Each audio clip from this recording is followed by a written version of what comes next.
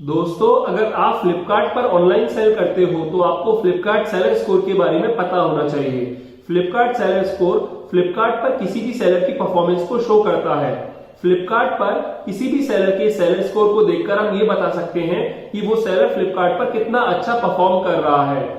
और अगर आपका फ्लिपकार्ट सेलर स्कोर बढ़ेगा तो इससे आपके प्रोडक्ट की विजिबिलिटी बढ़ेगी और इससे अल्टीमेटली आपकी फ्लिपकार्ट पर सेल्स भी बढ़ जाएगी। और आजकल कस्टमर भी प्रोडक्ट परचेज करने से पहले किसी भी सेलर की रेटिंग या फिर मैं कहूं सेलर स्कोर को देखकर ही प्रोडक्ट परचेज करते हैं। कभी कभी तो कस्टमर प्रोडक्ट परचेज करना फाइनल कर लेते हैं, लेकिन जब वो देखते हैं कि सेलर स्कोर बेकार है तो फिर वो प्रोडक्ट नहीं खरीदते और या तो फिर वो प्रोडक्ट किसी और सेलर से खरीदते हैं या फिर किसी दूसरे प्लेटफॉर्म पर जाकर खरीदते हैं।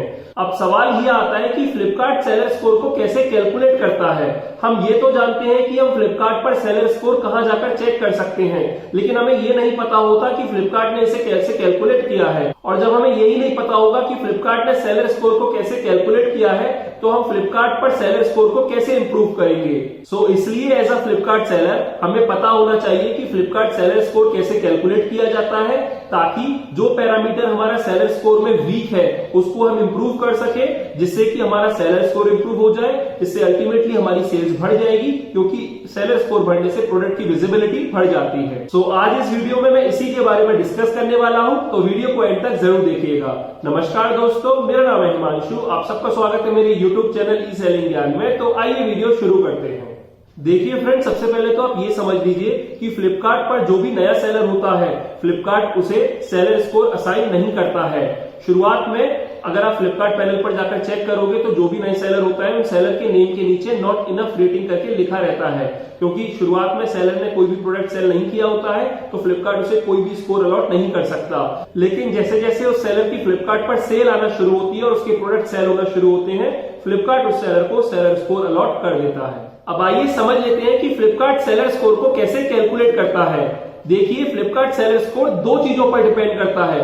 पहला प्रोडक्ट क्वालिटी और दूसरा सर्विस क्वालिटी, यानी 50% वेटेज प्रोडक्ट क्वालिटी का और 50% वेटेज सर्विस क्वालिटी का। अब प्रोडक्ट क्वालिटी के अंदर दो पैरामीटर्स हैं, पहला एवरेज प्रोडक्ट रेटिंग और दूसरा कस्टमर रिटर्न्स।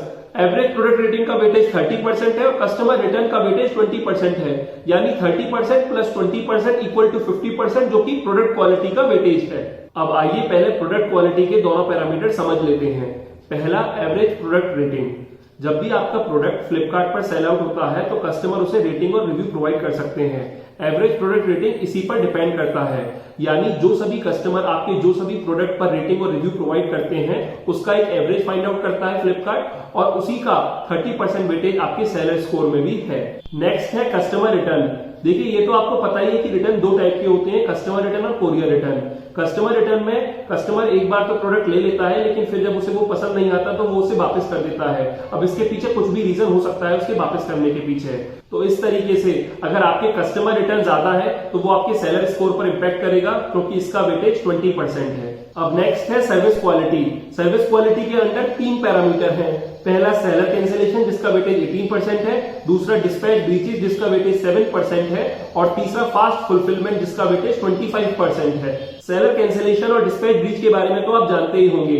सेलर अगर खुद से ऑर्डर कैंसिल करता है तो इससे उसका सेलर कैंसिलेशन बढ़ता है और इससे अल्टीमेटली उसका सेलर स्कोर कम होता है। वहीं डिस्पैच ब्रीच में भी अगर सेलर लेट ऑर्डर डिस्पैच करता है, यानी आरटीडी कट ऑफ टाइम के बाद वो ऑर्डर को डिस्पैच करता है, तो इससे उसका डिस्पैच ब्रीचेस बढ़ते हैं, जिससे अल्टीमेटली आपका सेलर स्कोर कम होता है, क्योंकि सेलर कैंसिलेशन का जो वेटेज है वो 18% है और डिस्पैच ब्रीचेस का जो वेटेज है वो 7% है। और लास्ट है फास्ट फुलफिलमेंट। फास्ट फुलफिलमेंट का मतलब कि सेलर अपने कितने % ऑर्डर्स को फ्लिपकार्ट फुलफिलमेंट के थ्रू, स्मार्ट फुलफिलमेंट के थ्रू और एक्सप्रेस डिलीवरी के थ्रू डिस्पैच करता है, यानी number of orders dispatch through Flipkart fulfilment, smart fulfilment and express delivery upon number of total orders dispatch. देखिए, अगर आप अपने प्रोडक्ट को फ्लिपकार्ट के वेयरहाउस में भेजकर डिस्पैच करते हैं, फ्लिपकार्ट स्मार्ट के थ्रू डिस्पैच करते हैं, या फिर नॉर्मल में ही एक्सप्रेस डिलीवरी के थ्रू डिस्पैच करते हैं जिसमें एसएलए नहीं होता, तो इससे अल्टीमेटली जो है प्रोडक्ट जो है कस्टमर को जल्दी डिलीवर हो जाता है, क्योंकि इसमें SLA नहीं होता है।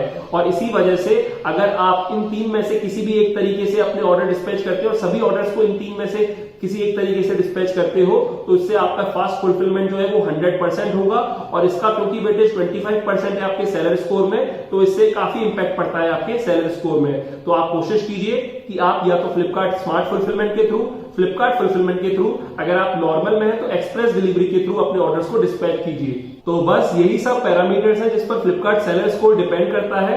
और अगर आपको चेक करना है कि आपको किस पैरामीटर में कितने % मिल रहे हैं और आपका कौन सा पैरामीटर वीक चल रहा है, जिसे जानकर आप उसे इंप्रूव कर सकें और अल्टीमेटली अपना सेलर स्कोर भी इंप्रूव कर सकें, तो इसे जानने के लिए आपको फ्लिपकार्ट सेलर पैनल पर जाकर ग्रोथ वाला जो ऑप्शन आता है मेन्यू में, उसके अंडर परफॉर्मेंस ओवरव्यू वाले टैब पर जाना होगा। और उस पर जाने के बाद लेफ्ट हैंड साइड में 3 ऑप्शन आते हैं, उसमें थर्ड ऑप्शन होता है सेलर स्कोर का, आपको वहां जाना होगा।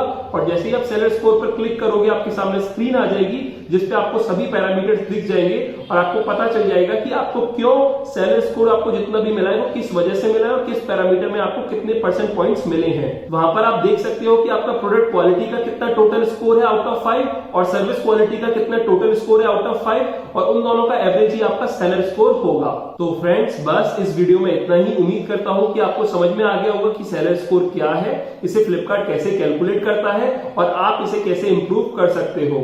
अगर आपको अभी भी सेलर स्कोर से रिलेटेड कोई डाउट हो तो मुझे वीडियो के कमेंट्स में आप पूछ सकते हो। अगर आपको ये वीडियो अच्छी लगी और हेल्पफुल रही हो तो इस वीडियो को लाइक कर दीजिएगा। अगर आपको लगता है कि वीडियो किसी और के लिए भी हेल्पफुल हो सकती है तो उसके साथ ये वीडियो जरूर शेयर कीजिएगा। और अगर आप मेरे चैनल पर नए हो और पहली बार आए हो तो इस चैनल को सब्सक्राइब कर दीजिएगा, क्योंकि मैं ऐसे ही ऑनलाइन सेलिंग से जुड़ी वीडियोस अपने चैनल पर लाता रहता हूँ। फिलहाल अभी के लिए मैं चलता हूँ। Thank you.